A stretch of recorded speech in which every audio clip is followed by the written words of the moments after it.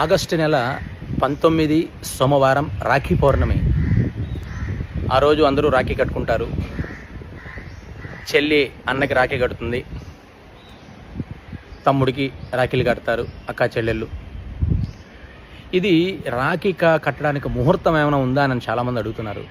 Plus ఆ రోజు ఏదో యోగం ఉందంట, ఆ యోగంలో రాఖీ కట్టకూడదంట పంతులు గారు, రావణుడికి శూర్పణఖ కట్టిందంట, అందు గురించి మనం కూడా ఆ రోజు రాఖీ కట్టకూడదంట, అది ఇదని చాలామంది చాలా రకాలుగా రూమర్స్ ఉన్నాయి.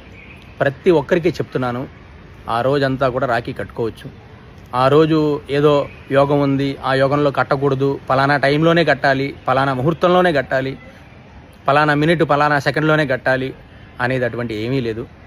చక్కగా కట్టుకోండి, చక్కగా అందరూ స్వీట్లు తినిపించుకోండి, అన్నా చెల్లెళ్ళు అక్క తమ్ముళ్ళు చక్కగా రాఖీలు కట్టుకోండి, రాఖీ పండుగని గ్రాండ్గా చేసుకోండి. ఎటువంటి అపోహల్ని